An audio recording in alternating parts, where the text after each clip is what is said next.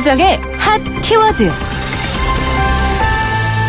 가장 뜨겁고 궁금한 국제 이슈 전해드리는 시간입니다. 문희정 국제정치평론가 전화로 연결돼 있습니다. 평론가님 안녕하세요. 네, 안녕하세요. 네, 오늘은 먼저 이 파리 노트르담 성당 화재 소식부터 좀 전해드리겠습니다. 지금 불길은 잡혔습니까? 네, 화재 발생 6시간 만에 큰 불길은 잡혔지만 지붕과 첨탑이 무너져 내린 상황인데요. 예. 그러나 성당 측은 주요 건축물은 안전하며 귀중한 유물 중 일부를 급히 빼내와 보존할 수 있었다고 밝혔습니다.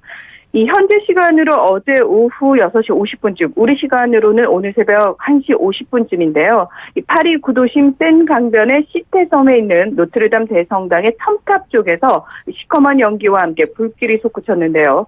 수십 대의 소방차와 최소 18개의 고압 공기 호수를 사용해 400여 명의 소방대원이 진화 작업을 벌였지만 6시간 가까이 불길이 잡히지 않아 어려움을 겪은 것으로 알려졌습니다. 네. 노트르담 대성당은 그동안 600만 유로, 우리나라 돈으로 78억 원 상당을 들여서 첨탑 리노베이션 프로젝트를 진행해 왔는데요.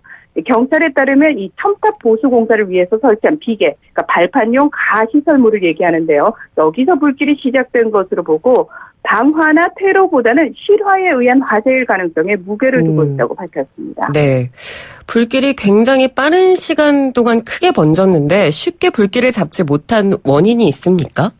이 조기 진화에 실패하고 피해가 크게 발생한 것은 노트르담 대성당이 12세기에 건축된 건물로 내부 장식품이 대부분 목조로 돼 있기 때문인 것으로 분석됐는데요. 네. 그러니까 무엇보다 내부에 보관되어 있는 많은 문화재를 최대한 보호해야 한다는 이유로 대량의 물을 뿌리는 일반적으로 사용되는 그 화재 진압 방식을 사용할 수 없었기 때문에 피해가 더 커진 것으로 알려졌습니다. 네. 도널드 트럼프 미국 대통령은 노트르담 대성당 화재 소식이 알려지자 트위터에 헬리콥터나 항공기로 대량의 물을 공수해 불을 끄는 플라잉 워터 탱크를 활용할 것을 제안했는데요. 하지만 프랑스 당국은 그런 방법을 활용할 경우 노트르담 건물 구조를 약화시켜서 대성당 전체를 파괴할 수 있을 뿐만 아니라 주변 건물도 파손할 수 있기 때문에 이를 사용할 수 없다고 해명하기도 했습니다. 예. 이번에 이 화재가 발생한 이 노트르담 대성당 하면 이 프랑스 그리고 파리 하면 떠오르는 대표적인 건물이기 때문에 뭐 파리 시민들뿐만 아니라 세계적으로도 안타까움을 더하는 것 같습니다. 맞습니다. 이 노트르담은 프랑스어로 우리의 여인, 즉 성모 마리아를 의미하는데요. 현재 파리의 대주교자 성당으로 사용되고 있습니다. 네. 에마누엘 마크롱 프랑스 대통령은 노트르담은 우리의 역사이자 문학, 정신의 일부이자 위대한 사건들이 일어난 장소, 그리고 우리 삶의 중심이었다면서 슬픔이 국민을 뒤흔든 것을 알지만 오늘 나는 희망을 말하고 싶다. 국민과 함께 성당을 재건할 것이라고 말했는데요. 이 세계 각국의 정상들과 유네스코도 안타까움을 표하며 화재 진압과 재건을 위해 프랑스와 협력할 것이라고 밝혔습니다. 네. 이 1163년에 건설이 시작돼서 많은 건축가들의 손을 거쳐서 무려 170년이나 지난 이 1345년에 완공된 프랑스 고딕 양식 건축물의 대표작인 노트르담 대성당은 지난 1991년에는 유네스코 세계문화유산에 등재되기도 했습니다.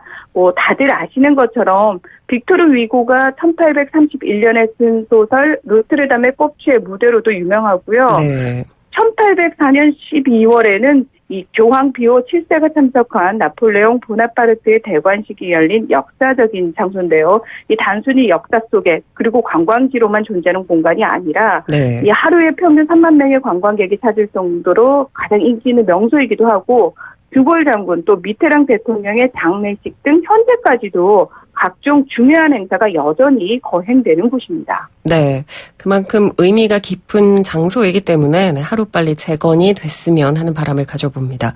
네네. 자, 주제를 바꿔보겠습니다. 북러 정상회담과 관련해서 구체적인 일정이 나왔습니까?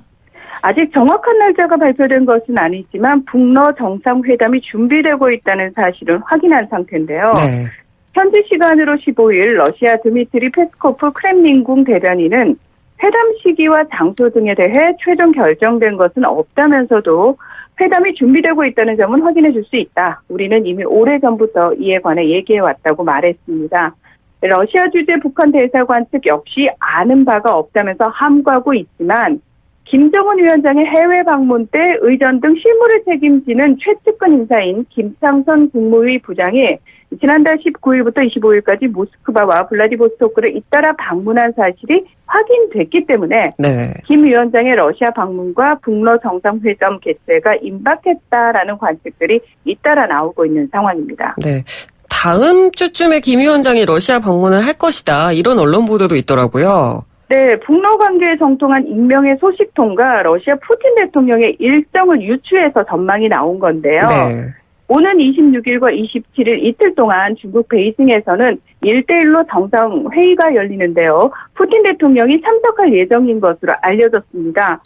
따라서 베이징으로 가기 전에 러시아 국내 행사 참석차 24일쯤 극동 지역을 방문하면서 김 위원장과 정상회담도 여기서 할 수 있다는 분석들이 제기되고 있는데요. 또 다른 소식통도 1대1로 행사 전이나 후에 연해주 블라디보스토크에서 북러 정상회담이 열릴 가능성이 매우 크다. 이렇게 전망하기도 했습니다. 네. 사실 하노이에서 열렸던 2차 북미 정상회담이 성과 없이 끝났기 때문에 뭐 곧바로 북한이 중국이나 러시아와 만나지 않겠느냐 뭐 이런 예측 분석도 있었거든요. 네. 김정은 위원장이 빈손으로 하노이를 떠나는 상황이 벌어지면서 이 북한이 미국을 견제하고 협상력을 높이기 위한 방법 중에 하나로 러시아와 더 밀착할 것이라는 예상은 일찌감치 나왔는데요. 네. 그러니까 북한에게 있어 중국과 러시아는 가장 가까운 강대국들이면서도 실질적으로 도움을 줄 수도 있는 역학관계에 놓여 있는 나라들이기 때문입니다. 미국의 강력한 경제 제재에 오랫동안 시달리면서도 북한이 체제를 유지하면서 버틸 수 있었던 이유는 같은 사회주의 체제를 표방하고 있는 중국과 러시아의 경제적 협력 때문인데요. 네. 게다가 이 두 나라는 미국이 유엔을 통해서 북한에 대한 제재를 발휘할 때마다 상임이사국의 지위를 이용해서 결의안을 막기도 하고요. 또 공식 석상에서 국제사회를 향해서 북한에 대한 경제 제재를 해제할 것을 강력히 요구하기도 합니다. 뭐 그렇다고 해서 중국과 러시아가 일방적으로 북한에 대해서 시혜를 베푸는 차원은 절대 아니고요. 네. 북한이 가진 풍부한 천연 자원에 대한 선점이라든지 값싼 북한 노동력의 이용, 그리고 2,500만 명이라는 결코 적지 않은 인구를 가진 성장 잠재력이 있는 시장으로서의 가치, 또 한반도에서 미국을 견제하면서 영향력을 확대할 수 있다라는 이점 등 여러 가지 복합적인 필요에 의해서 서로 관계를 맺고 있다. 이렇게 볼 수 있습니다. 그러니까 뭐 북러 정상회담 역시 결국에는 북미 정상회담에서의 어떤 협상력을 높이기 위한 방법 중에 하나라고 볼 수 있겠네요. 네, 이 북한이 전통적으로 구사해왔던 전형적인 등거리 외교의 측면도 있고요. 네. 현실적으로 경제적 어려움에 처해 있는 북한 입장에서는 러시아와의 경제 협력이 사실 절실하기도 한 상황입니다. 네. 그러니까 1차 북미 정상회담 전부터 미국은 북한의 배후에 중국이 있다는 언급까지 하면서 중국에 대한 불편한 심기를 드러냈는데요.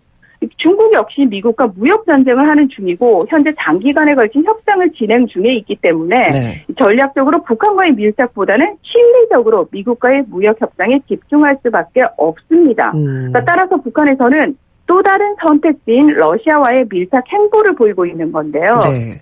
지난달 14일 임천일 북한 외무성 부상이 러시아를 방문해서 세르게이 베르슈닌 외무부 차관과 보르글로프 외무부 아태 지역 담당 차관을 만나서 장시간 회담을 했고요. 또 현재는 북러 경제 문화 협력 협정 체결 70주년을 기념해서 러시아 의회 대표단이 북한을 방문 중에 있기도 합니다. 네. 또 일본 아사히 신문 보도에 따르면은 지난달 31일 이 북한이 러시아에 밀가루 10만 톤 지원을 요청했다라는 보도가 나왔는데요.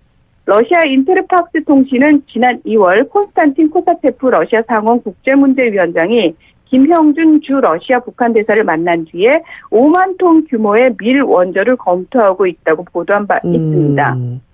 이렇게 이제 경제적으로 정치적으로 계속해서 이제 밀착하는 모습을 보이고 있는데 네. 김정일 전 국방위원장은 사실 2001년, 2002년 그리고 2011년 총 3차례 러시아를 방문한 적이 있거든요. 네. 하지만 김정은 위원장은 아직까지 러시아를 방문한 적은 없는데요.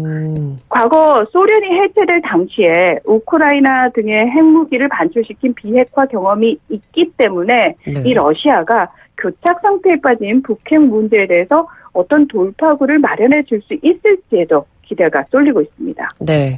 사실 이 한반도가 중국, 러시아, 일본 같은 이 주변 열강들에 둘러싸인 굉장히 특수한 지정학적 위치 때문에라도 아무래도 좀 이런 부분 때문에 국제관계가 더 힘든 부분도 있지 않겠습니까? 맞습니다. 역사적으로도 우리 민족 스스로 국제관계를 맺은 일보다는 주변 열강들의 이해관계에 따라서 이용당하고 침탈당한 일들이 더 많았는데요. 그렇죠. 네. 북한의 비핵화와 한반도의 평화 역시 이 주변국들의 입김도 많이 작용하고 우리 민족끼리 결정할 수 있는 부분이 상대적으로 크지 않은 것이 현실입니다. 그렇기 때문에 우리나라 문재인 대통령이 중재자로서의 역할이 더 부각돼야 하고요. 더 큰 힘을 발휘할 수도 있는 건데요. 예. 그러니까 사실 미국 입장에서도 여전히 북한에 대한 기득권과 영향력이 상당한 중국이나 러시아가 북한의 비핵화에 큰 역할을 하는 것은 원하지 않아서 이 트럼프 대통령은 문 대통령과 김 위원장 간의 친밀함을 통해서 북미 협상에 도움을 받기를 원한다라는 뜻을 공식적으로도 여러 번 표현한 바 있습니다. 네. 자, 오늘 내용은 여기까지 들어야 될 것 같습니다. 말씀 잘 들었습니다. 고맙습니다. 네, 고맙습니다. 네, 지금까지 문희정 국제정치평론가였습니다.